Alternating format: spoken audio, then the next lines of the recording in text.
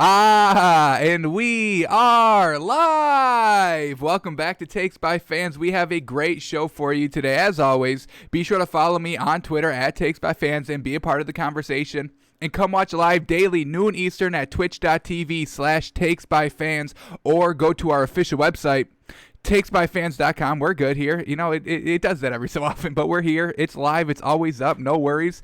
Go to the watch tab, and whenever we are live on the website. We are live right now. We're live on the website. Folks, it is that easy to watch Takes by Fans on a daily basis. So however you decide to watch, please just watch.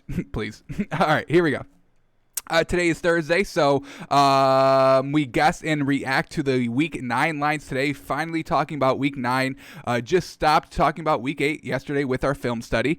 So it's time to jump right into this week's matchups, and what better time to do it then today, Thursday Night Football. We've got 49ers and Packers. We're going to be talking about that game and all the games on Sunday as well. So we'll get into that. And and then we're out of here. But first, let's talk about some stories that we do need to talk about really quickly. COVID cases. We got Texans linebacker Jacob Martin test positive for COVID-19. So he's not going to be playing on Sunday. But, Texans should be good to go because, the Packers and 49ers are going to be playing today. I did not think that they were actually going to play the game today, but they are going to play today because of the positive case yesterday with the 49ers. No more tests have came back positive for either the Packers or the 49ers, so they are good to go, and we do have Thursday Night Football tonight. Fantastic. The 49ers are going to be just a little bit depleted. But, the Packers should have an easy one. We will get into that. But let's continue on. So we got the Texans linebacker here. And then we have Matthew Stafford. He's been placed on the reserve COVID-19 list. He does not have it, but we've got he's considered a high-risk close contact from a non-team member who tested positive. So Matt Stafford, he can play Sunday still, so no worries there, but he does have to return negative tests from yesterday when the story broke until Sunday morning. So Matt Stafford, he doesn't have it, but he is a close contact, so we will keep an eye on him. But so far, he is going to be playing on Sunday. All right, and then as I said, there's a ton of injuries out. For the 49ers, we got Deebo Samuel on the reserve COVID-19 list. Jimmy Garoppolo, he's out with that ankle injury. Tevin Coleman's out. George Kittle's out. Emmanuel Sanders not even there anymore. Brandon Ayuk is out. Deebo Samuel's out. Kendrick Bourne is out. So, I mean, truly, this 49ers team is truly depleted today. So it really should just be a spanking by the Packers. We will get into it, but 49ers are depleted, folks. Unfortunate. And then I just want to talk about Joe Burrow because this is kind of interesting. Joe Burrow on intermediate throws of 10 to 19 yards, that good range. Anything below 10 yards is dink and dunk. 10 yards is average, and 10 to 19 yards is that intermediate throw. So Joe Burrow ranks among all QBs through 8 weeks since 2006. He leads all quarterbacks through those intermediate throws. So this is actually fantastic. We actually kind of saw this in our film study yesterday when we were looking at the Bengals and Joe Burrow a little bit more in depth this week. And this is great. This is great news. He's not dinking and dunking all over the field. The man's throwing it 40 times a game. So this really should be no surprise. Burrow is, he's a gunslinger. His first year in, 92.1 passing grade. I don't care about that. 53 completions of 10 to 19 yards in 8 weeks, and 837 yards just between 10 to 19 yard throws. This man's, first in completions and yards. So Joe Burrow, he's got the arm. I don't think anybody's really doubting his talent. I think he is the best rookie quarterback so far this season. I do like him a little bit better than Justin Herbert. Joe Burrow, he's really just going out there and slinging it every week, and he's kind of going under the radar a little bit. I don't see a lot of Joe Burrow talk in the media or anything like that, so we just try to shed a little bit of spotlight on him yesterday on our film study, and I mean, he's no dink and dunker, folks. This man's the real deal. The arm's good. Bengals fans, you've got yourselves a franchise quarterback here. Everything's looking good for this man. So, once, the Bengals try to figure out their defense a little bit more. Their head coach, who's a rookie, gets a little bit more experience under his belt. When Joe Burrow gets more experience under his belt, this team's going to be dangerous, folks. And, we're going to get the Steelers trending down just a little bit because Big Ben is coming out. Ravens trending up a little bit because of Lamar Jackson. So Joe Burrow, he does have a little bit of work ahead of him, but I do think he can definitely get it done. These are some pretty impressive stats here. 10 to 19 yards, man. Those intermediate throws, those are killer. And, Joe Burrow's out here slinging the ball, so I'd love to see it. All right, and then we have to go back to that whole, remember Adam Schefter tweeted like earlier this week that the Dolphins were only starting Tua because we have a lot of draft picks and that we might draft another quarterback this year. And I was scratching my head. I was like, I did not see, I don't understand where that's coming from. Obviously, Adam Schefter has more connections than I do, but I did not see what he was trying to see when he was expressing that. So we get this quote that came out today, 9 o'clock in the morning, that dropped today. This is Brian Flores, our head coach. He says, "For me, it's about the talent level of the quarterback and leadership," Flores on Tua. "Since I've been there, everybody has heard me talk about the development of players. I don't know how someone close to the Dolphins thinking would see this as a 10-game audition for Tua." So, yes, that's kind of what Adam Schefter was alluding to, that this was just an audition for Tua and that we would be thinking about drafting another. No. Tua's our guy. We've made that clear. We didn't bench Ryan Fitzpatrick because we want to see Tua audition. If we wanted to see him audition, we'd start him week 1 because why would we start him week 8 when everybody else is caught up and you throw a rookie out there? That makes literally no sense to have this man audition and already be behind the curve 8 weeks. So that never stuck with me. We called it out right when we saw it on the show. So Brian Flores, respect this guy as a head coach, and I'm going to take this as 100%. I know as a head coach, you kind of say things that you don't mean all the time because you have to say those things. I mean, if you were going to dump your franchise quarterback, you weren't going to be like, yeah, we're going to get rid of him after this year. He could do it doesn't matter what he does this season because we're drafting another quarterback. Like, coaches don't come out and say that. Adam Gase may come out and say that because that's what he does. He's not a good head coach, but good head coaches in this league don't just say, hey, we're going to get rid of our quarterback. So I guess he could be doing that here. I don't think so. Everything I've seen, Tua is the real deal. The accuracy is good. Folks, do not get bogged down on that last week's game. Folks, game plan went out the window early second quarter when our defense was just literally destroying the Rams by itself and scoring by itself. The offense didn't even see the field for 3 of our scores. So the pick 6, the fumble 6, and then the kick return, folks, that had nothing to do with our offense. So game plan went out the window. We went very conservative with Tua because we're up 21 points. We're not going to be throwing the ball down the field. So do not get bogged down by that. I mean, I'll tell you right now, not throwing 100 yards and not even 50% completion percentage, that is trash. I agree with all that. But the way the game played out, did not need to go and throw the ball down the field, or those intermediate throws that we just bragged for Joe Burrow completing. He didn't need to go and do that, so everything was looking good. Everything was dink and dunk by Tua, I will agree, but the accuracy is what we looked at yesterday in our film review, and we looked at every one of those passes, and all those passes, except for one, I understand, we saw was 100% exactly where the ball needed to be placed. So I love that. Tua, the teammates are all about him. Do I have it up? I don't think I have it queued up for sound here, and I don't even have it liked. But anyway, I saw right 10 minutes before the show when I was just scrolling Twitter, I saw a video of an offensive lineman coming up to Tua right after the game, and he's like, Tua, what? Because Tua was kind of down on himself. He's like, nah, man, you're getting dubs out here. You can't be bogged down while getting dubs. I mean, you work an entire week for one game. You got to celebrate it, even though you didn't have the best performance. The lineman was right there cheering him on. So that's just the culture that Brian Flores is installing in Miami. The leadership that Tua's representing, the linemen all want to play for him. They want to succeed. They want to play their hardest for Tua. So Tua's the quarterback, y'all. I don't know who's coming up with these stories. Adam Schefter's trying to throw a little shit in the game by saying that we're drafting a quarterback. No. Tua's the guy. Tua's always been the guy. I don't know where that narrative. I think maybe a slow news day, something. I don't know. But Tua's the guy, and he's looking good, and I'm excited to watch him play this week. And then this just stat right here I just saw, it just kind of confirms that Russell Wilson is the best pure passer in the league. 6 touchdowns on throws of 30-plus yards down the field. He's first. 18 red zone touchdowns. He's first. I don't think he's got a red zone turnover, so the man's good in the red zone, good down the field. He's got great weapons, and he places the ball accurately. So whoever says, when I get shit for posting my power rankings and the Seahawks are so up there, top 3, top 2, I always get shit, and I'm just like, okay, y'all can do whatever y'all want. Y'all can say, I'm not 100% right all the time. Y'all not 100% right all the time, but I think I'm right here. And Russell Wilson, he's the best quarterback in the league, and that's it. All right.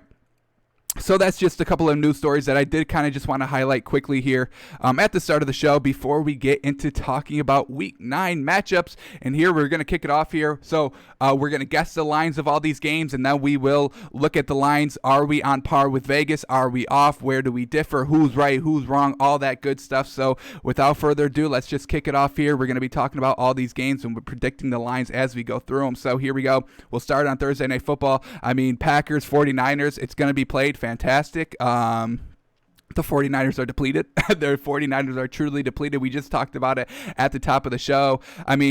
This is just all the players that the 49ers had last year in the Super Bowl that they don't have for tonight's game. Deebo Samuel, Jimmy Garoppolo, Tevin Coleman, George Kittle, Emmanuel Sanders, and that's just not all, folks. And then we have the players on the COVID list. We got Brandon Ayuk, their wide receiver, Deebo Samuel, I know I just said him, and Kendrick Bourne.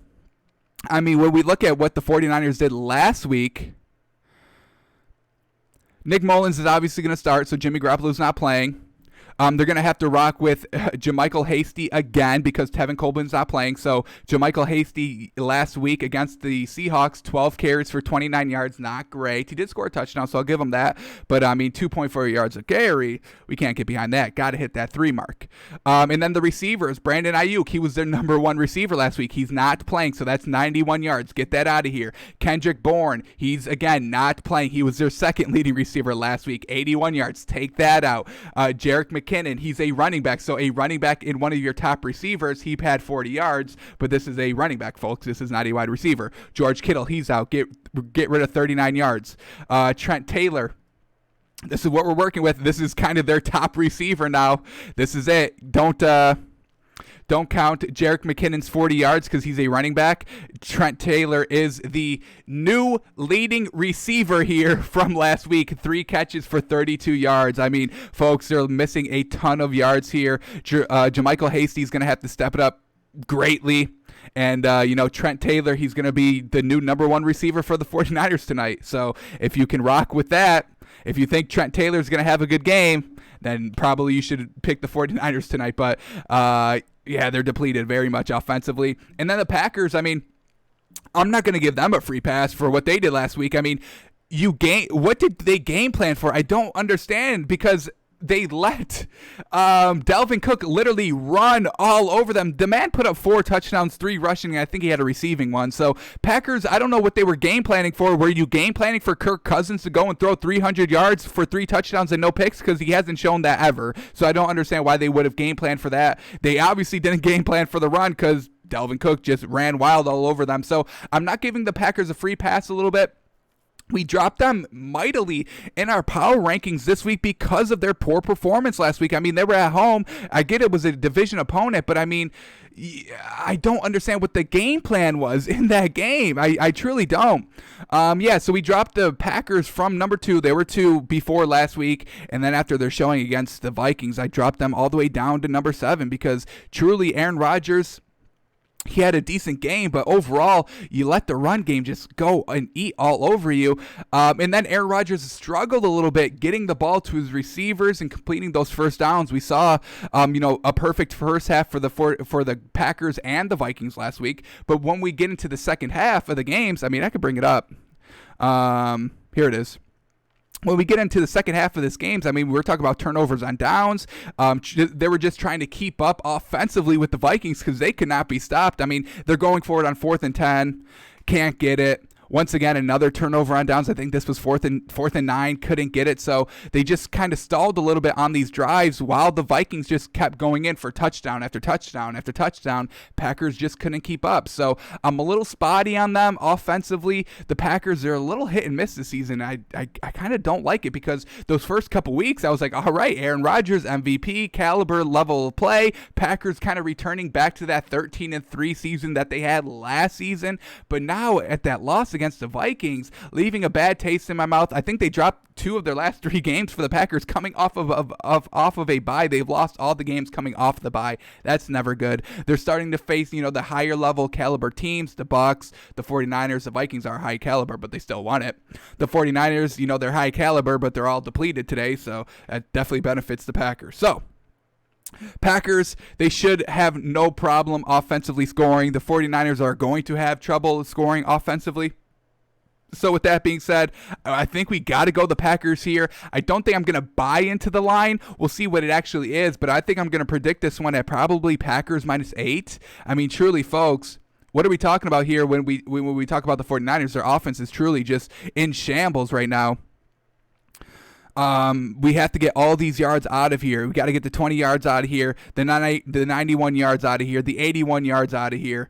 I mean, folks, there's just Nick Mullins. Are we going to trust this guy? The man, he didn't turn the ball over last week, which is good, but he does have a history of turning the ball over. So we'll see what happens. We're going to rock with Packers -8. I don't think I take it. We'll see what Vegas officially says, and then we'll go from there. But we're going to predict this one at Packers -8. 49ers have no weapons offensively. I don't know if they can score. The one green flag that they have for them, they're at home. That's good. That's it. That's it. All right. Here we go. So that's Thursday Night Football tonight, 8:20, Fox. Be there. We will be watching, and we'll break it down. In case you can't watch the game, we will break it down for you guys on Friday, so no worries there. All right, here we go. On Sunday, we've got Broncos and Falcons. And Broncos, I kind of liked what they did last week, the come-from-behind win. Drew Lock looking good in the fourth quarter, scoring 2 touchdowns in the game-winning drive. Absolutely fantastic. And I've kind of been I've never fallen off this Falcons team. I keep liking this Falcons team. They're coming off a win. The Broncos are coming off of a win. Falcons are at home. So I really don't know how to call this one. I think it's going to be very, very close. I think basically these teams are kind of similar. Matt Ryan, I think, is better than Drew Lock, and Matt Ryan has a lot better weapons offensively than the Broncos do. But the Broncos do have a pretty good defense, but they're on the road. They always don't travel well. I think I like the Falcons here to get back on track, coming off of that Thursday Night Football game where they won it in Carolina. Very well done. And I think they can come in and, perform very well at home. I mean, they should be winning at home. They should be undefeated while firing their coach. They did lose against the Lions, but that was a last second, minute drive touchdown when the Falcons could have just, iced the game. But, we see Todd Gurley go into the end zone for the touchdown, and then, they lose. So Falcons defense, definitely isn't anything great. Broncos, I do like the Broncos defense a little bit better than the Falcons defense, but I do like the Falcons offense. They're at home. Drew Lock traveling always doesn't show up very well. I think this one's going to be very close. I think Vegas is going to have it pretty close. We're going to go Atlanta -3, and that's just because of the home field. We'll see if we get any good value with the Broncos. I mean, if we get Broncos +5, I think that's pretty good to take, but if we're talking like Broncos +3 or anything less than that, I think I don't feel comfortable taking it. So we'll officially predict it Atlanta -3 just because of the home field, and I think these teams are pretty close other than that. All right, Seahawks and Bills, and I've been seeing an article about once again a tweet I didn't save, and I kicked myself because I didn't. I didn't save it, unfortunately. But it was, Bills need Josh Allen to, open it up or just let it loose against the worst defense, Seattle. I'm like, Josh Allen couldn't do anything against Jets defense. He scored no touchdowns in that game against the Jets. What? He's going to beat the 6-1 Seahawks. He's going to score good against the 6-1 Seahawks, whose defense is actually really good. I don't understand maybe analytically the Seahawks defense is the worst defense. That's why I don't try to get too bogged down by stats and all that. Obviously, stats are important. But what we're seeing from the Seahawks, the bend but don't break defense, I can get over that. I mean, if they're calling the Seahawks defense the worst defense because they give up a lot of points, I can understand that. But they're winning the games in the bend but don't break defense. The defense is holding at the right time. I think that's pretty good defense, actually. So, Bills, Josh Allen, they're coming off of a win against the Patriots, but Josh Allen didn't even throw for 200 yards or a touchdown in that game, folks. They're not that good. Josh Allen, I think he's going to get eaten up here by Seattle. He's not going to be able to outthrow Russell Wilson, so the Bills' game plan should be slowing the tempo. We'll see if they do that. But, Seahawks coming off of a huge win against the 49ers last week where Russell Wilson threw 4 touchdowns and no interceptions and looked very good. DK Metcalf was still looking very good. This man is the real deal, folks. And I don't know, maybe Tre'Davious White for the Bills can cover DK Metcalf, but this man's big and strong. I expect him to have a pretty good day. The Bills, they just kind of go to Stephon Diggs. I expect Seattle to kind of game plan for that and cut that loose, and we'll see where Josh Allen can go to consistently for some good yards and good completions. The Bills are at home. That's probably their one silver lining for this game, but the Bills against high-level competition, folks, we've seen Josh Allen flounder in that situation. We've seen the entire Bills flounder in that situation, so I love the Seahawks here. We'll see if we get some good value with the Bills being 6-2. Hopefully Vegas doesn't see the struggles that the Bills have against better teams. So we could get some value here. I doubt it. I think I'm going to go Seahawks -4, honestly. And it could be definitely higher than that, but I'll go -4 just because the Bills are at home, so you get the 3 for the Bills. So this is like a 7-point flip for Seahawks being -4. But I think the Seahawks are the better team. I'm going to trust Russell Wilson. The Bills cannot shoot out with Russell Wilson. They will lose that. So they're going to have to slow down the game a little bit. But yeah, I love the Seahawks here. Cannot trust Josh Allen in a big game like this, folks. This Seahawks team, I think they're the second best team in the league. And this Bills team, they're pretenders, folks. They flounder in the big games. This is a big game. Do not get bogged down by, they almost beat the Patriots. Well, yes, the Patriots are trash, and they can't move the ball offensively, folks. They have no big explosive downfield plays that the Patriots can run. The run in the Seahawks, literally, I just brought it up. I just brought up the stat. Where is it? Right here. 6 touchdowns of throws 30-plus yards down the field. So these are big explosive plays because they have big explosive receivers. DK Metcalf, Tyler Lockett. Bills only have one good corner in Tre'Davious White, and I am a big fan of him. He can only cover one, and if he's going to be on DK Metcalf, which I think he is because DK Metcalf's the number 1 wide receiver, DK Metcalf's too big and fast for him, so unfortunate. And then you got Tyler Lockett, equally as fast, not as big as DK Metcalf. So Seahawks, I think they're going to have a field day. Bills, they need to slow down the tempo. They need to run the ball 30-plus times and only throw it about 22 times, honestly. Keep Russell Wilson off the field. Keep this explosive Seattle Seahawks offense off the field. If the Bills can do that, they may have a shot to win the game, depending on how clutch Josh Allen could be. And he was pretty clutch last week. I'm not going to knock the man 100%. I did like what he did, and he should have had that touchdown throw that really iced the game, not giving the Patriots a chance to go down and score, but they did fumble. So other than that, we're going to go with the Seahawks here. Hopefully it's -4. We'll see what Vegas has it at. Maybe we get some value. Probably not, though. We're going to rock Seahawks -4, and I think it's going to be a blowout, folks. I think it's going to be a blowout. All right, here we go. Ravens and Colts, and both of these teams have so much to gain if they can win this game. The Colts, I could kind of maybe see them as real contenders. I've been, painting them as pretenders because Phillip Rivers resorts back to old Phillip Rivers. Josh Allen resorts back to, old school Josh Allen. Matt Stafford, same thing with the Lions. We can never get too big on these quarterbacks because they're so, they don't show up for the big games, and Phillip Rivers does not always show up for the big games. So this is a big game against the Ravens. And the Ravens have a lot to prove as well. Coming off that loss, they haven't really been too competitive against the higher caliber teams. The Chiefs, the Steelers, they lost both of those games. The Colts just beating the easy competition. They lost against the Browns when the Browns were kind of good those first kind of 5 weeks. So the Colts are at home, coming off of a pretty good win. They put up 41 points, and that's the Phillip Rivers. That's the good Phillip Rivers against bad teams. He puts up 41 points. Now they got the Ravens, pretty good defense. This Colts offense, once again, cannot get into the quarterback duel, Phillip Rivers versus Lamar Jackson, because I'm going to take Lamar Jackson. They've got big play receivers, big plays. The Ravens are big plays. Lamar Jackson can go and run 50 yards for a touchdown. We've seen him do that. So if the Colts just try to, get in a quarterback duel, kind of like that, the Bills and Seahawks, the Colts are going to lose the game, unfortunately, because Phillip Rivers cannot keep tempo with Lamar Jackson. He just can't do it. Now, the Colts defense is probably the best asset of this team.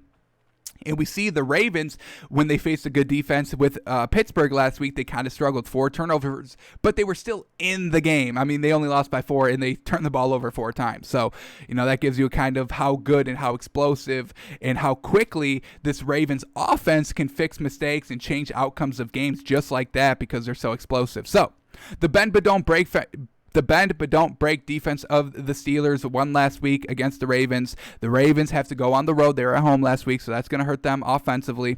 But I can't buy the Colts, folks. I can't. And we could get some great value here. Both these teams are 5-2, so Vegas could, maybe not be reading between the lines a little bit in these teams. So we could get some good value with the Ravens here. I'm going to call it probably... I'm going to go Ravens -3. I think that's how the game... I cannot trust this Colts team, folks. I mean, Phillip Rivers, he always resorts back to old Phillip Rivers, multiple interceptions, just careless with the ball in key situations. We've seen this time and time again. This is why he doesn't have a ring. This is why he's not one of the greatest quarterbacks of all time. This is why he doesn't have a lot of deep playoff runs, Phillip Rivers, because he's not very clutch. And, against those big teams, I'm telling you. The Colts against Phillip Rivers against high caliber teams does not perform well. So we could get some value here if, the Colts are at home, so that's -3 for them. Hopefully Vegas doesn't see the Ravens as too much of a better team than the Colts, although I do think they are. I think the Colts are frauds. I want to get Ravens +3. I really do. I kind of want Vegas to kind of see this one as kind of even. Colts are at home, so they get the -3. But overall, offensively, defensively, both these teams are kind of the same. So they leave it at Colts -3 so we can get Ravens +3. But I see it as Ravens -3. They're on the road, so I don't think that's going to affect them too much. I can't trust Phillip Rivers even at home, folks, even at home. I do like the Colts defense, and I think the Colts defense can give the Ravens trouble, but this Colts defense isn't as good as the Steelers defense, and the Steelers had 4 turnovers and only won by 4. So I'm going to go Ravens here. I think I like the Ravens, and I can't buy the Colts, folks. I cannot buy Phillip Rivers. Big-time game. This is a big-time game. We'll go Ravens here and see what the official line is. Alrighty, Texans and Jags, and are they a team? Yeah, Texans are coming off of a bye. Jags are coming off of a bye. So they're fresh and ready to rock here. I don't think Gardner Minshew is playing, folks. That's good for the Jags, I think. Texans, they've been kind of a little bit of a rumor that they were trying to shop Will Fuller right at the trade deadline to the Packers. We'll see if any animosity is there. But the Texans, they've got this Texans team offensively, folks, is truly good. They're going against a Jaguars team who's really poor everywhere. Poor offense, poor defense, poor coaching. They're just switching their quarterback, so don't expect anything big from the Jaguars. I like the Texans here. This is probably their easiest game of the year, and I expect them to shine. Coming off of a bye, Romeo Crennel is still the head coach, and I respect him. Deshaun Watson is going to have a field day. The Texans have 4 key wide receivers, and they still have all 4 coming out of the trade deadline. So I love the Texans here. I don't think we're going to get any value, but I'm going to take Texans -5. Texans -5. They're the better team, folks. Even though both these teams are 1-6, they're both coming off bye, so they're both going to be rested. But I'm going to take Deshaun Watson over whoever Jacksonville puts out there. So I'm going to have it at Texans -5. I don't think we can get any value here. Hopefully we do. I mean, both these teams once again are 1-6, so maybe Vegas can overlook it. If we get Texans +3, that's absolutely fantastic. Take that. But I like Texans here. We'll go as much as Texans -5. Already, Panthers and Chiefs. Panthers, they just kind of stay in games. That's kind of what they do. But this Chiefs team is very high explosiveness. The Panthers, they do kind of just keep themselves in games, kind of like what the Giants do. They don't have a great record. Giants 1-7, Panthers 3-5. But Daniel Jones, Teddy Bridgewater keeps their teams in the games as long as possible. They always don't make the best decisions in the fourth quarter. We've seen Teddy Bridgewater take a lot of sacks and knock him out of field goal range in the fourth quarter. We've seen Daniel Jones just not complete those touchdown drives, throw an interception in the end zone, not complete the 2-point conversion. So these just aren't clutch quarterbacks or clutch teams, but they're solid teams overall that can, at any given Sunday, they can win the game. So that's what we're looking at with the Panthers, and this Chiefs team is just so dominant. We saw what they did against the Jets last week, just absolutely obliterated. 5 touchdowns by Patrick Mahomes, 400 yards passing. Chiefs at home once again this week, so they're going to be looking to kind of continue what they did. Matt Rule in the Panthers. Christian McCaffrey, I think, is going to be back this week. I think he's going to be good to go. So that's a huge boost, just confidence, morality. For the Panthers locker room offensively, he's going to kind of give the Chiefs a little bit of trouble. He's their Swiss Army knife. He's literally the Panthers' Alvin Kamara. He can run it. He can catch it out of the backfield. He can catch it down the field. They go to Alvin Kamara a lot. They like to go to Christian McCaffrey a lot. So that's definitely going to help the Panthers offense. That's definitely going to help Teddy Bridgewater. But I had to give some respect to these Panthers receivers who I forgot. I'm forgetting the names. I am forgetting the names. We got, Robbie Anderson and DJ Moore. They've been absolutely fantastic. I mean, these aren't kind of like your typical number 1 receivers. They'd kind of be like the number 2 receiver on any given team. But both these receivers are really showing out. Teddy Bridgewater, he's a fantastic quarterback. We know that. So he's placing the ball exactly where he needs to for these easy kind of receptions for the receivers, Robbie Anderson, DJ Moore to make. And now you add Christian McCaffrey into that mix. And the Panthers offense should be a little bit deadlier than it has been. And I think it will. This Chiefs team, folks, they're defending Super Bowl champions. Their defense is pretty good. Actually, a little bit above pretty good. Probably top 5 defenses in the league. I may be able to make that argument. I don't know how we're going to call this one. We'll probably go Chiefs -6.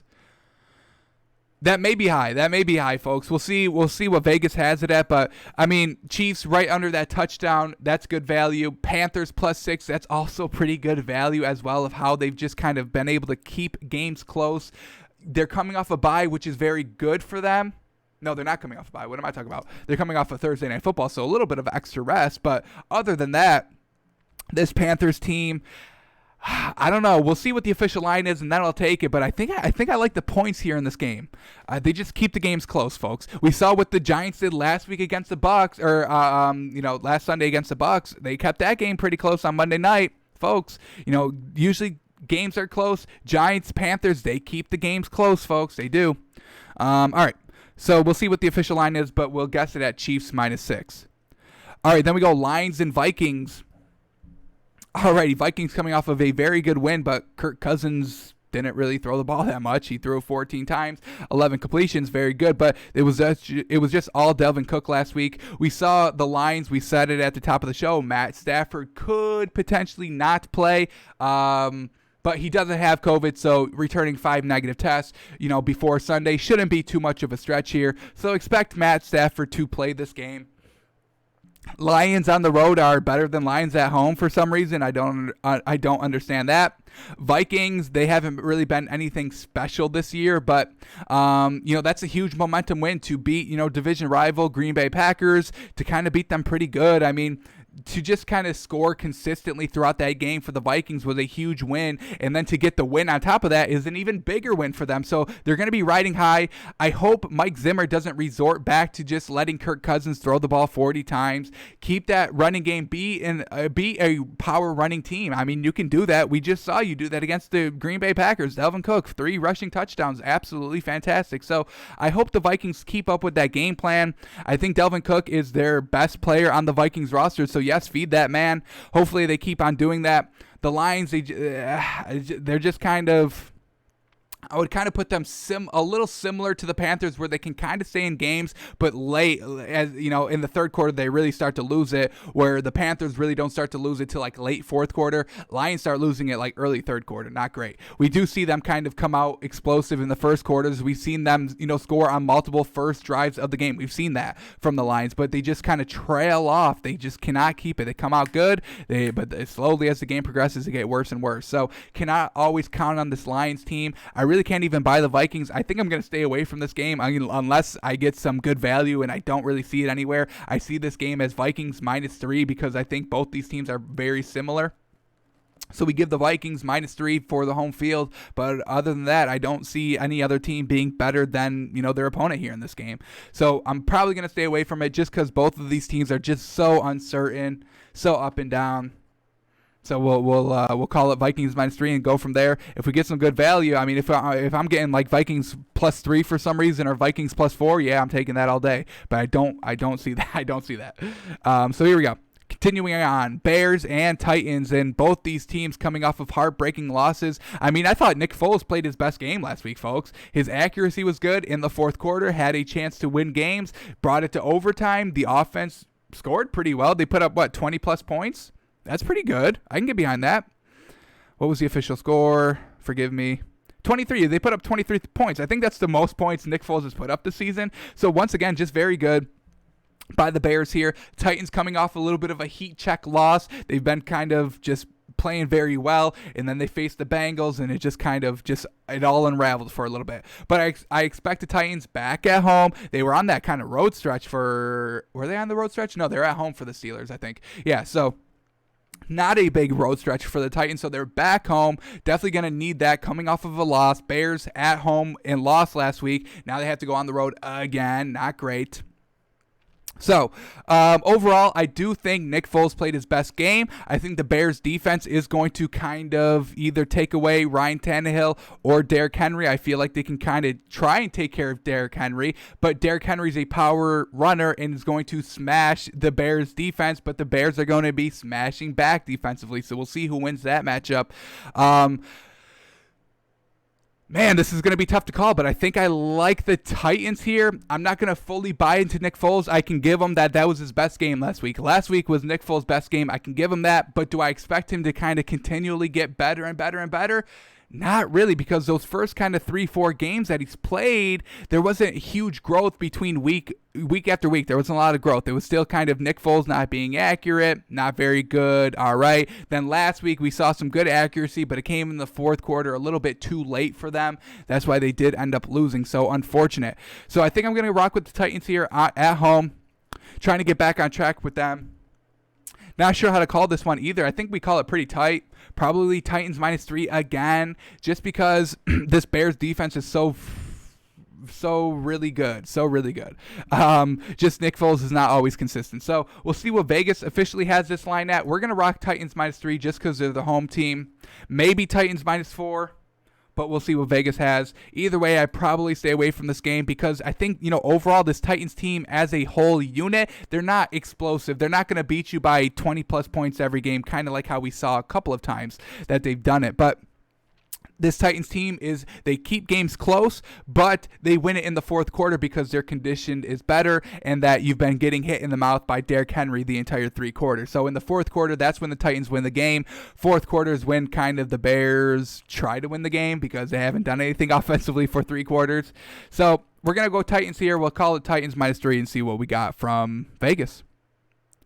All right, Giants in Washington. This is their second meeting of the season. Their first meeting was week 6 when the Giants were at home. The Giants won the game, but remember in that game,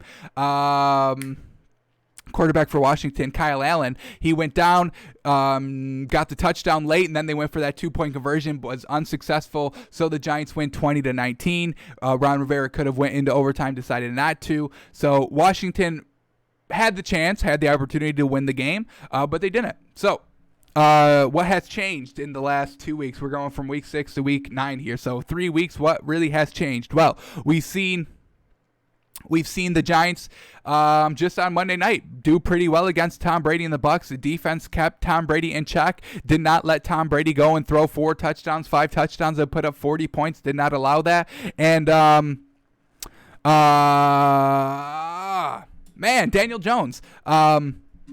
Daniel Jones was probably the most clutch he's been. Got down into that kind of game-winning touchdown scenario, but then they went for two, and unfortunately just wasn't clutch enough. Was a little clutch to get the touchdown, not clutch enough to get the 2-point conversion. So Giants lose by 2 there. So Giants getting a little bit better. Washington, they are coming off of a bye, so that's definitely going to help them a little bit.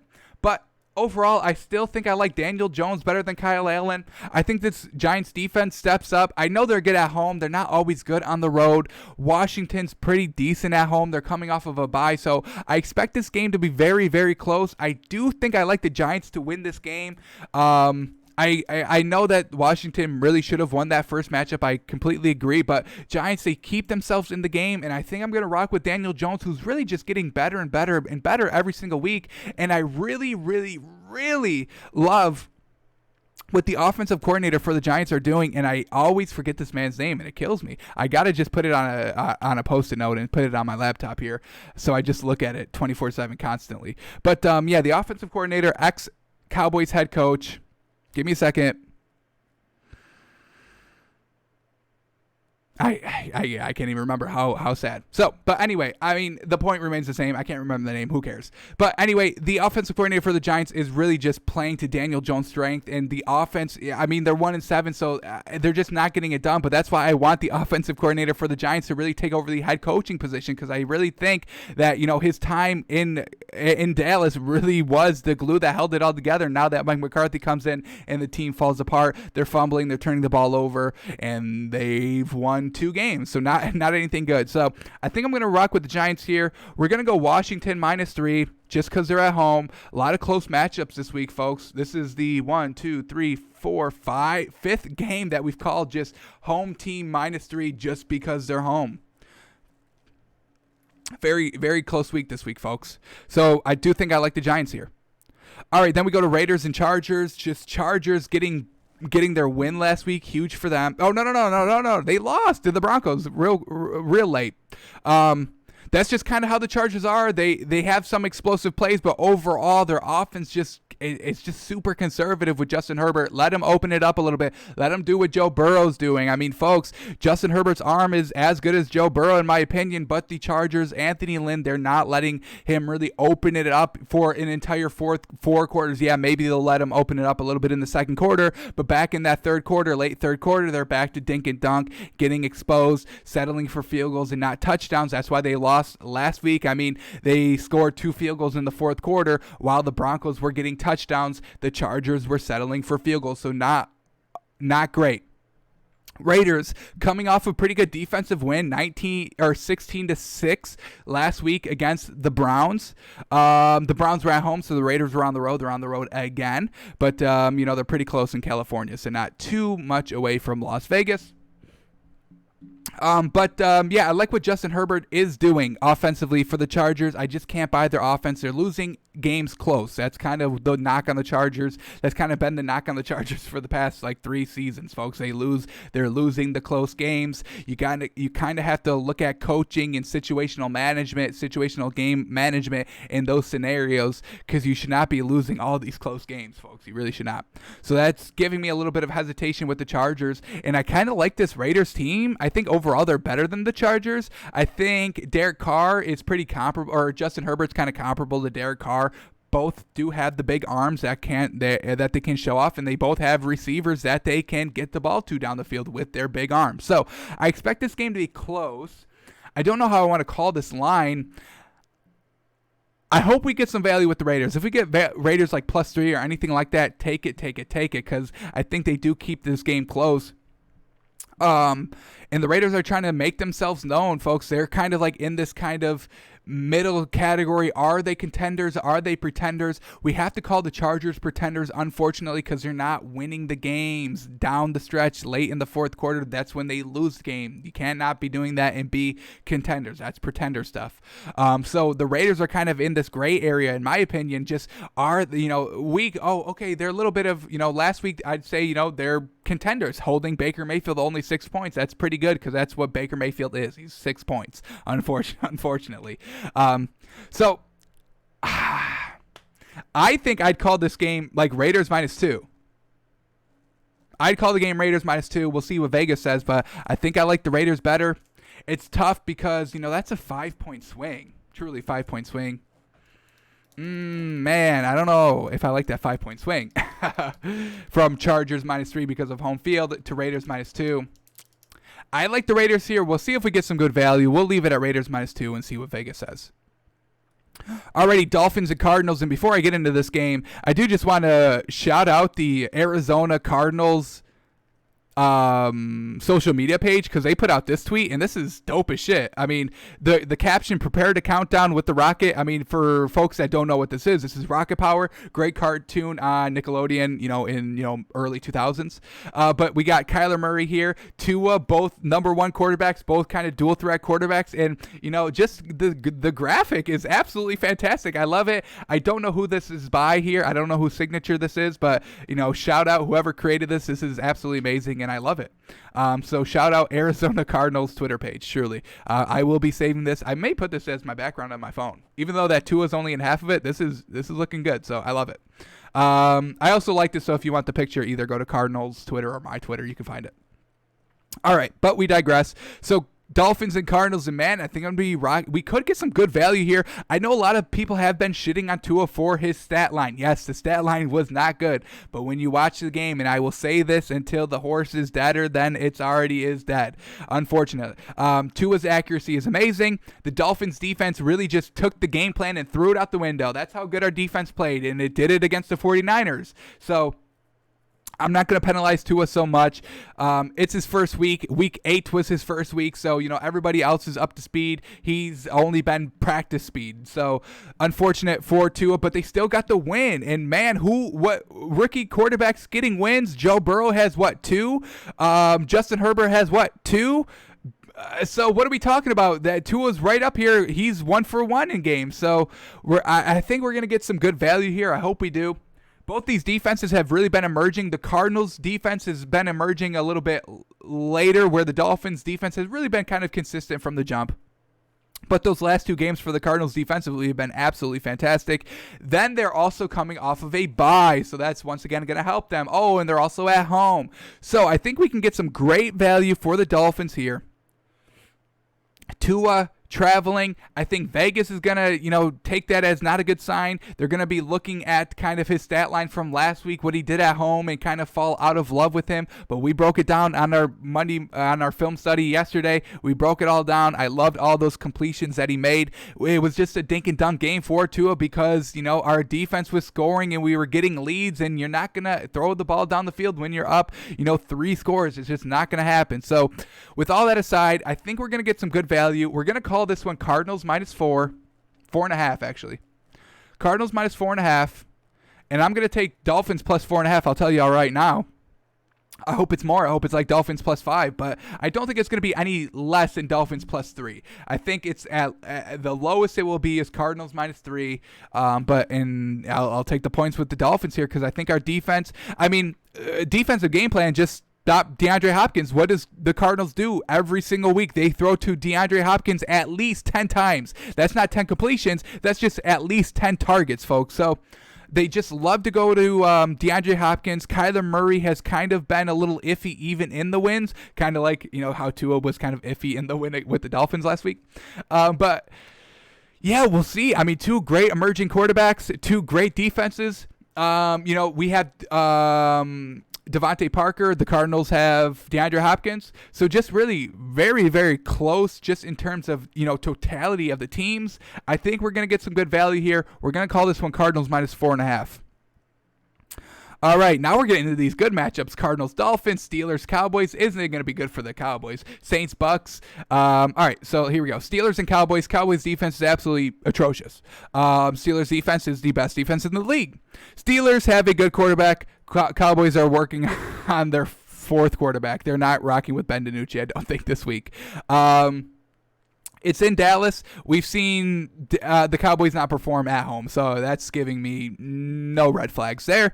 And Mike McCarthy is the worst coach or second to last second worst head coach in the league, right behind or right in front of Adam Gase, or right behind Adam Gase, however you want to phrase it.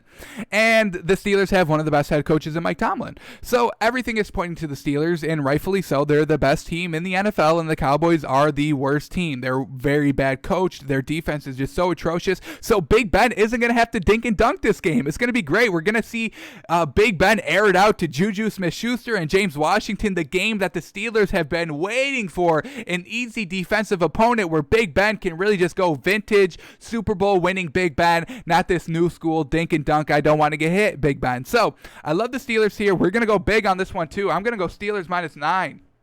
Steelers -9. I love it. They're clearly the better team. They can move the ball consistently. Cowboys are going to be, I mean, this one really could be even more, but we'll stick with Steelers -9. Just everything the Steelers are good at, the Cowboys are bad at. It's simple as that.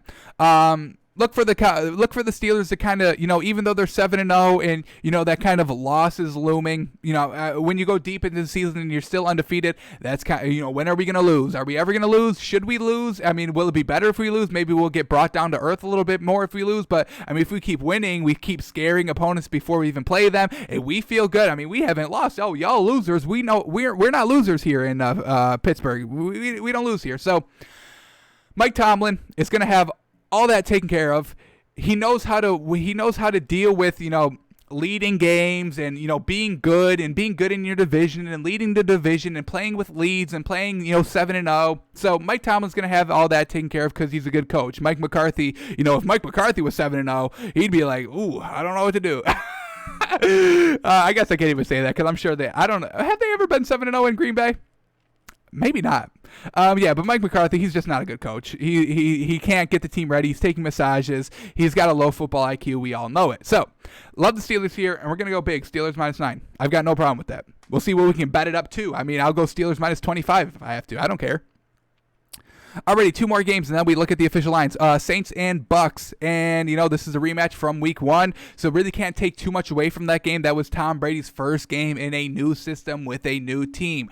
The Bucks, they're at home. Everybody's good. Antonio Brown is going to be playing now. The Saints, what is the status with Michael Thomas, and what is the status on Emmanuel Sanders? Well, we don't know either of those, so unfortunate. I expect both of them to play. I expected Michael Thomas to play last week. He didn't, but I expected both of them to be back, ready to go for this game, very important game, division game. Winner takes the division. They would both be at 6-3 with the win, or no, Saints would be 6-3 with the win. Bucks would be 6-2, 6-3 with the loss. Bucks would be, Saints would be 6-2. So Saints could take the division here with the win, and I expect them to kind of come out and compete. I expect this should be a high-scoring game. I mean, you've got Tom Brady with Mike Evans and Antonio Brown, and then you got Drew Brees with Emmanuel Sanders and Michael Thomas. I mean, folks, this should be both quarterbacks throwing at least 4 touchdowns.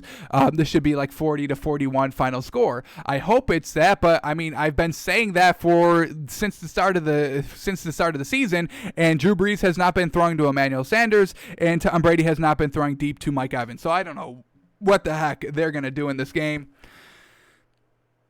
I like the Bucks here. Bucks at home. Saints just struggling. They haven't been struggling. It's just they haven't been utilizing their weapons. Tom Brady hasn't really been utilizing his weapons. It's just been frustrating to watch. I mean, Saints just going with Alvin Kamara and Bucks just going with Rob Gronkowski. It's just like, folks, you have other pieces around you, like good pieces, like actual good receiving pieces, actual wide receivers, which a quarterback wants, a good A1 wide receiver, but you don't throw to them. I get that, they attract more coverage and all this and that, but these teams are deep. So, I mean, anyway, we digress.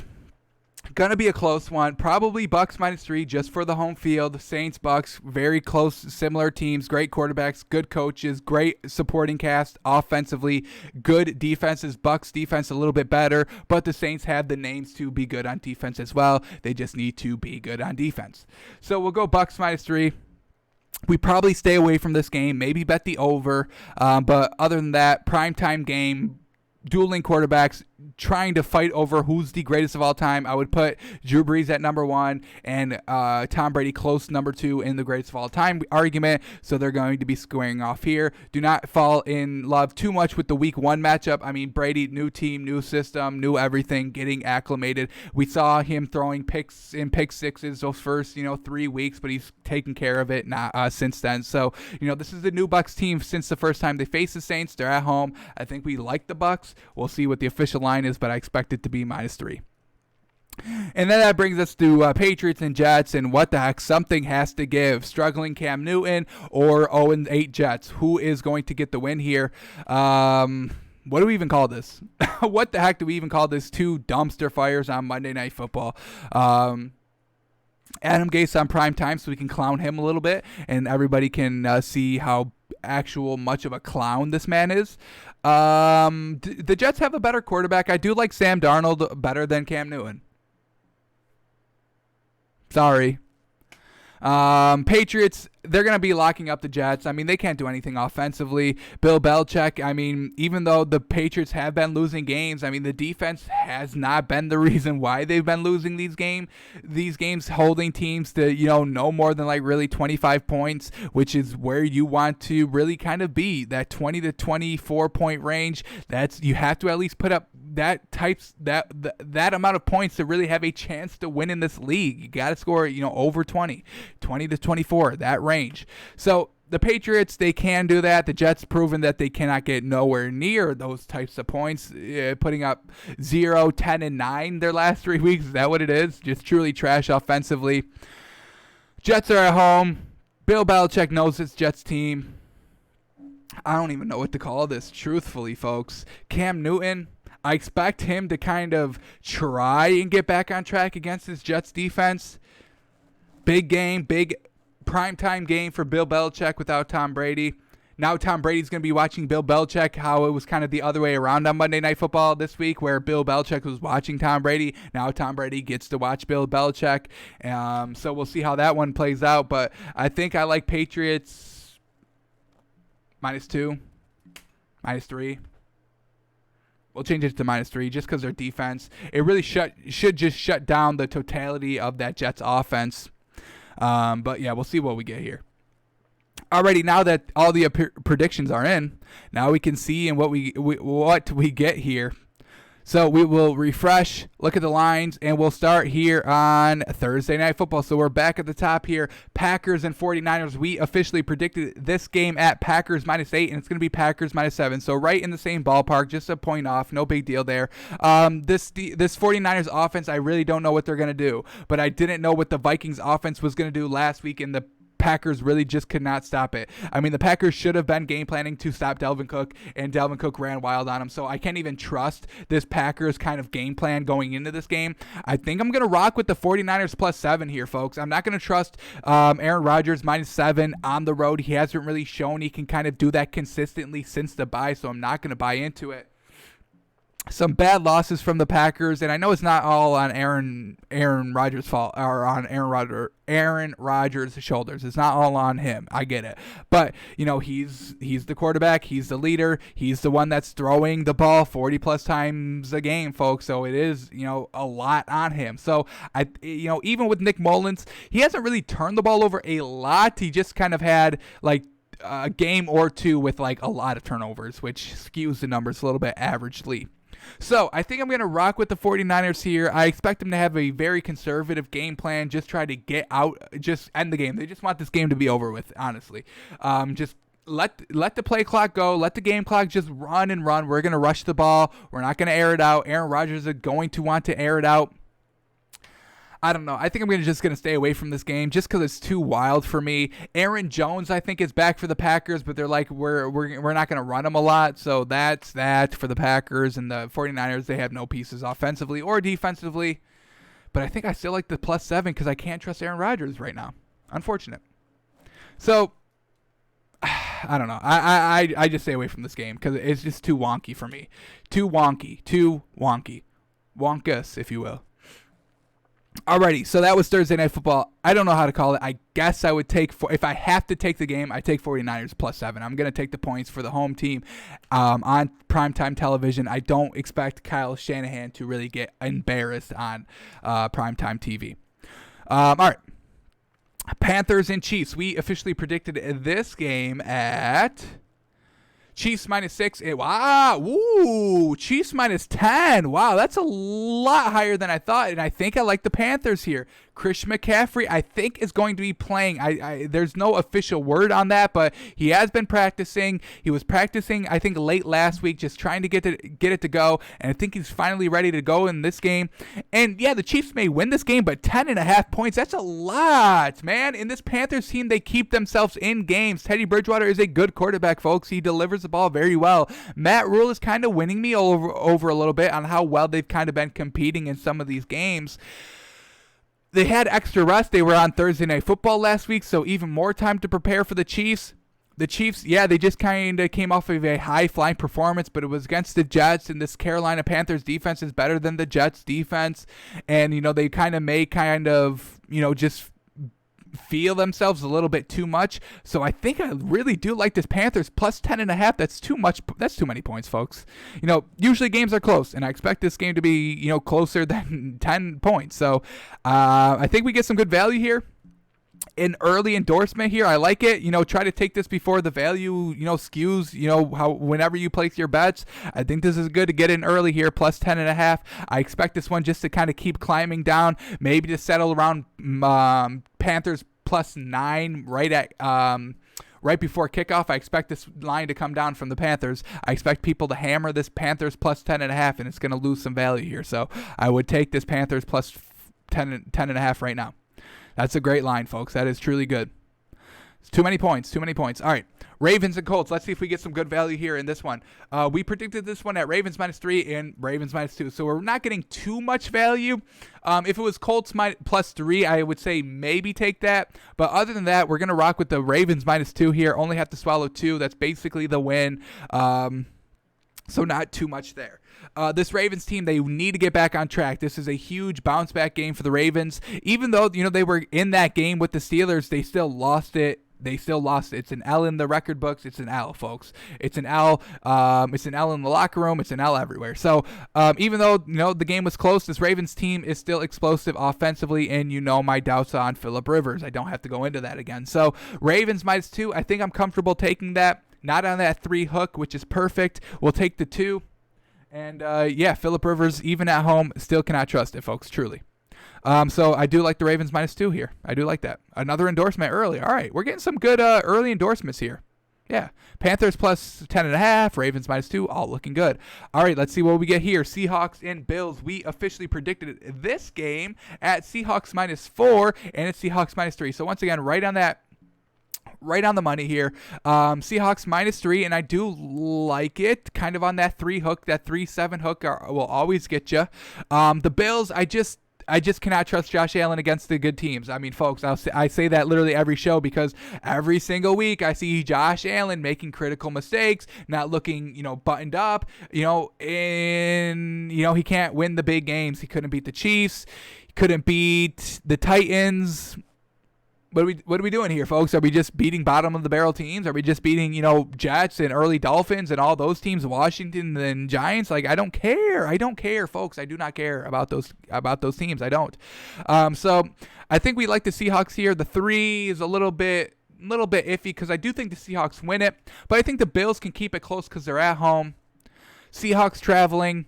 Russell Wilson, it's not going to affect him. He's going to be fine. He plays outdoors. He plays in Seattle. Seattle and Buffalo's weather are kind of similar. Kind of always rainy, very cold, never beautifully sunny. Unless it's summertime. So Seahawks, Buffalo, pretty similar stadiums. Don't think Seahawks are going to have too much trouble traveling here. We like the Seahawks. The 3, we'll have to sleep on it. We'll get back to you tomorrow when we make our official picks. Alrighty, then we go Bears and Titans. We officially predicted this game at Titans -3, and this one's Titans -6.5. And now I love the Bears +6.5. I think this is kind of strange, folks, to be honest. Nick Foles in this defense, they should be able to take care of Ryan Tannehill and Derrick Henry. Take care of them as in not letting them put up 40 points, because I think those 40-point games that the Titans have really been putting up here this season, I have really been outliers. I would not even really look at those games. They just kind of got out of whack, wonky. The Titans putting up 20 points last week is kind of more their speed. It's kind of what the team is. A solid 25 points a game. Hopefully they can keep you under that. If they do, they win it, obviously. So I think I like the Bears here. I think we get tremendous value. Nick Foles, he had his best game last week, so I will give him a little bit of credit there. This Bears defense can keep Ryan Tannehill in check. Derrick Henry in check is another question, because they're both going to be smashing each other, folks, like the entire game. Derrick Henry is going to get his 25 plus carries, and the Bears will be stacking the box. Like, that's how this game's going to turn out. So possibly low scoring, most likely low scoring. I would expect all Tennessee Titans games to be low scoring. I would not expect them to put up the 40 points that they have proven that they can put up a couple of times this season. That's just not their identity. That's just not it. So I think we get tremendous value here. Bears +6.5. Yeah, they might not win, but I'm going to take 6.5, folks. That's a full touchdown, almost, basically. So Bears +6.5. I think, once again, another early endorsement here. I love it. Bears +6.5. Truly, that's good. Damn, we're getting some good early value here on Thursday. Truly. All right, let's move on. Texans and Jags. We predicted this game at Texans -5, and it's Texans -6.5, so even more than I thought. And once again, I like it. I understand the line. It's just going to be a little bit too much for me. Texans on the road. I understand. I was just bashing the Jags when we were predicting the lines. I understand it, but it's just a little bit too much for me to take the game. I do like the Texans -6.5. I would endorse that. I do not feel comfortable myself betting my own money on taking that game, unfortunately. But I understand it. Texans coming off a bye. The Jags are also coming off a bye as well. But this Texans team is just so high-powered offensively, and this Jags team is one of the worst teams in the league. I would probably put Jets, then maybe Jaguars, worst teams in the league. So I expect the Texans to get back on track here. I don't expect the Jags to get on track anytime soon. So I think I like the -6.5. Maybe just a little bit too much for me, but I understand the line. And, we under-predicted it, unfortunately. Alrighty, then we go to Giants in Washington. We officially predicted the line at Washington -3, and it's going to be Washington -2.5, so right on target there. And Vegas is kind of agreeing with me. Neutral field, they kind of like the Giants just a half a point better, and I like the Giants kind of the same. So I'd rock with the Giants +2 here. I like Daniel Jones better than Kyle Allen. I like what this Giants defense and what this Giants team is kind of showing this season. I do like Washington as well, because Ron Rivera has gotten this team buying in. And maybe a little bit of recency bias since Washington was just on a bye last week. We haven't been able to see them, and we just saw the Giants kind of be competitive against the Bucs. I'm hoping it's not. I don't think that last week is influencing me too much, because I have kind of been a fan of Daniel Jones really since the start of the season. It's just unfortunate that his Robin Saquon Barkley did get injured at the start of the season. So unfortunate. Washington off a bye is obviously a green flag, absolutely. But I think I'm going to take the points here. They keep this game close. Giants and Washington are definitely better than their Week 6 matchup. And that was only 3 weeks ago, and somehow these teams have gotten better. So, going to be a close one. I'm going to stay away from it, but I think I like the Giants here. All right, then we get Broncos and Falcons, and we predicted this game at Atlanta -3, and it's going to be Atlanta -3.5. So once again, right on par. We're pretty much on track this week, folks. I'm liking it. We finally figured out how Vegas is playing. So this is tough. This one's tough because I do like Atlanta, but I do like the Broncos defense here traveling. I do like that.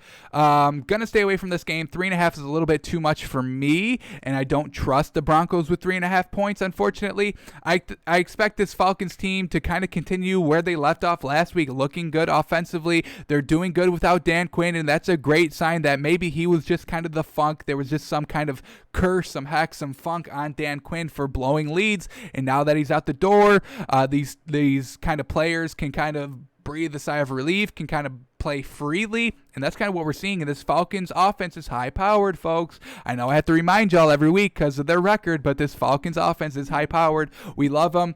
I like the Falcons to win the game. I do. The 3.5 is a little bit iffy as well, kind of that hook, that 3.5 hook. Never good to be on the losing side of that, I can tell you. So I like the Falcons straight up here. The spread is giving me a little hesitation.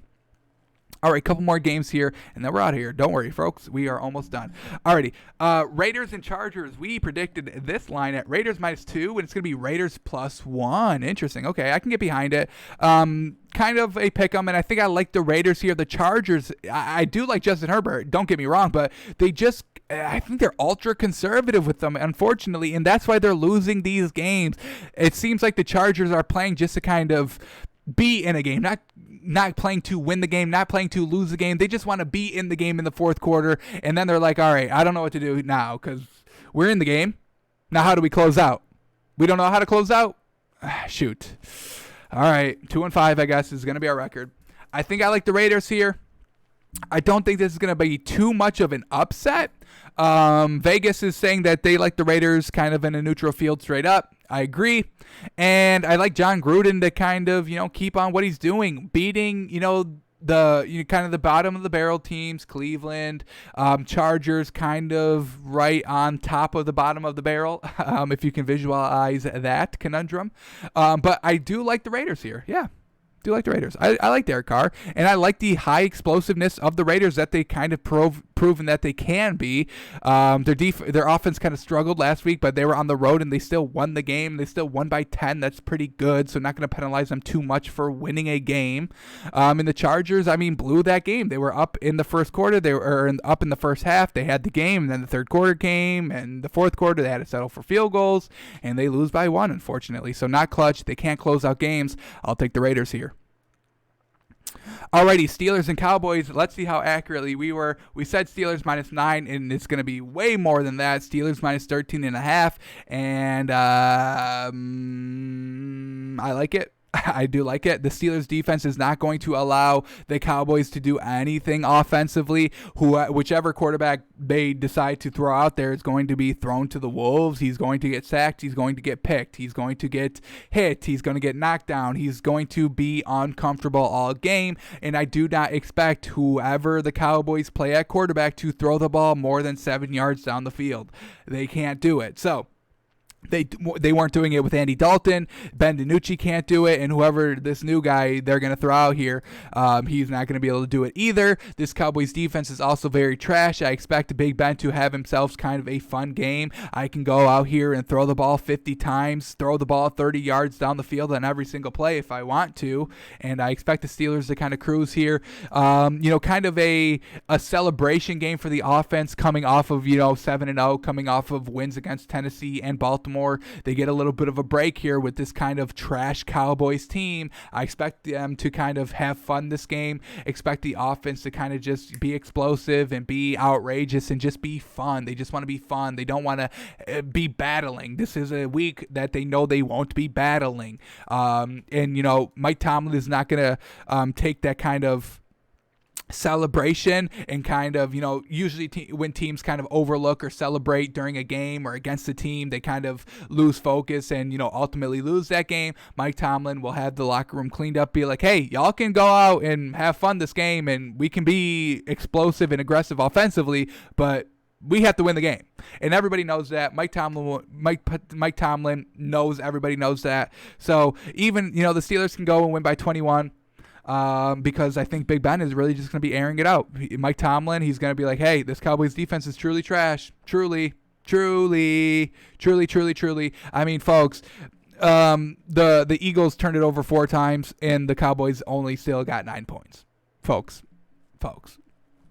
Short fields for offense is usually guaranteed touchdown, but the Cowboys settle for field goals. So truly trash. And I do like the Steelers minus 13.5. Alrighty, Dolphins and Cardinals, and we officially predicted this game at Cardinals minus 4.5, and it's Cardinals minus 4. So I love the Dolphins here plus 4. I think that's the perfect amount of points you want in this game. The Dolphins may not win, but 4, I don't think they lose by more than 4 because the defense can really keep them on track. And if we take away DeAndre Hopkins, this Cardinals team has nowhere to go to because they've shown the first 7 weeks they can only kind of be in games, win games if DeAndre Hopkins is getting the ball like 10-time catches and like 15 targets for like 100 yards. So I like the Dolphins here. If our game plan is, on track, we should be keeping the game close. No worries. So I like the Dolphins plus 4 here. All right, Saints and Bucks. We predicted the game at... Where are we? Bucks minus 3. And it's going to be Bucks minus 4. And I think I like that. I think I like Tom Brady over Drew Brees in this scenario. Tom Brady with a new offensive weapon in Antonio Brown. Expect him to get some good touches. Expect him to kind of have himself a game. I mean, Mike Evans is going to be the number 1 receiver taking, probably the double team. That's going to leave Antonio Brown on a one-on-one matchup on primetime television. His first game back. Tom Brady knows this is a legacy game. And I kind of used that narrative for the last 2 weeks with Aaron Rodgers and Tom Brady, and that didn't pan out the way I thought, but it's going to do it this time. I guarantee it, folks. The legacy battle between Drew Brees and Tom Brady, it should come out this game. Both their wide receivers for the Saints and the Bucks, Mike Evans and Antonio Brown for the Bucks, Emmanuel Sanders and Michael Thomas for the Saints, they all should be playing this game. I think we take the 4 here. I'm going to take the Saints plus 4. Give me the points. I'll take the points here. I expect the Saints to kind of keep the game close. Tom Brady, I thought they would blow out the Giants last week on Monday, and they didn't, unfortunately. So I can't have faith that they would go and blow out the Saints here, even with Antonio Brown getting settled in to this Bucs offense. I think I like the Saints with the points here. 4 points with some weapons, absolutely. And that brings us to the last game, the Patriots and Jets, and we predicted the game at Patriots minus 3. Wow. And it's going to be Patriots minus 7, so even more than I thought. And I think we like the Jets plus 7 here, folks. This Jets team is trying to win their first game. That's urgent. This Patriots team is nothing flashy offensively. Defensively, yes, it's held by Bill Belichick, so they're always going to be, decent. The defense is always going to be pretty good, above average. This Jets team is trying to figure out how they could put up points. We saw Adam Gase give up play calling duty 3 weeks ago. In the last 2 games, they haven't been able to score more than 10 points. Not great. Sam Darnold on primetime television, expect him to kind of have a pretty good showing. The last time the Jets were on primetime television, I think they kept the game close. Am I bugging? Let me try in week 5. I know they had a primetime game. I'll try to go through these very quickly. If I cannot find it quickly, we'll move on. But, usually games are close. Usually, teams don't get blown out every week. Even teams as bad as the Jets. Here it is, the Thursday night game. This seems to be it. Broncos-Jets. They kind of kept it close. They lost by 11. But, they were in this game, I'm pretty sure. I think they scored first. I think they took the lead. They did. They took a 7-3 lead. They were scoring kind of throughout, 12 points in that fourth quarter, trying to keep it close. What do we got here? We had a 24-16 lead, 27-16. That was the biggest lead. All right. So not as close as I remember, unfortunately. Oh, no, it was. Yeah, they took the lead here, 28-27. They had the lead here going into in the fourth quarter, and then they just blew it, unfortunately. They blew it. So, yeah, they were kind of competitive in this game. So I think they will be once again competitive here on Monday Night Football against the Patriots. The Jets are at home once again on primetime TV. They were at home against that Broncos team. So I expect the Jets to kind of keep it a little close. I know they're so trash, and I know Adam Gase is so bad, but the performances that Cam Newton is showing these last 3 weeks, like the low amounts of points and like the garbage accuracy, we've looked at it. Like the man cannot throw accurately like 10 yards. Like it's weird. So I'm going to stay away from the game. I don't feel comfortable with Patriots -7. I think if I have to choose something in this game, it's going to be Jets +7. I'll take the points here, or maybe even the over 42. But, 7 is too much to give up for Cam Newton. Has proven that he can't score touchdowns. He can't be accurate. He can't be clutch. So what are we doing here? They don't have those explosive weapons. So we're going to rock with the Jets +7, I think. Not going to be an official pick, but it's an endorsed pick. Jets +7. Alrighty, so we were pretty close on all of our predictions, honestly. I don't think there was one that we were really too far off on. The Steelers was a little bit higher than we thought. I think we're getting great value here with the Bears with the +6.5. I absolutely love it. So all together, I mean, just kind of, quickly, I love the Panthers +10.5. I love the Bears +6.5. Who else do we got here? This is the last one I loved. And I love the Dolphins +4. So, I mean, just kind of early picking. Haven't slept on the lines. Just literally digested these lines in the last hour and 18 minutes. So, I mean, just kind of real quickly as we're doing this, I love this kind of 3-teamer. 500 on it. Pays 3,400. Pretty good payday there. I love it. I love it. I love it. So Panthers +10.5, Bears +6.5, Dolphins +4. Good teams that keeps the games close. They're getting pretty significant points. +4 is the least points that we're getting in those kind of picks. So absolutely love it. Alrighty, so that's what we're going to call it for today. We'll be back tomorrow, noon Eastern, twitch.tv/takesbyfans, where we make our official picks. We'll also break down the game tonight. Come back tomorrow. We'll make our official picks, get some money in your pockets for this weekend, and we'll be good to go. So, once again, be sure to follow me on Twitter @TakesByFans. Is the best place to reach and kind of keep up with Takes by Fans in general. And then we're live daily, noon Eastern, twitch.tv/TakesByFans, takesbyfans.com/watch. We're here, folks. So whenever you want to watch, however you want to watch, we're here at all times. So, that's going to do it. Thanks for watching, and we'll see you tomorrow, folks. Oh, I almost forgot. Our moneymaker. Did we do this already? Not officially, but let me just reiterate it one more time. We're going to go 49ers +7. Give us the points. All right. Now we can officially go. Now that we can, you guys can make some money tonight. 49ers +7. Love it, love it, love it. Here we go. All right. We'll see you tomorrow.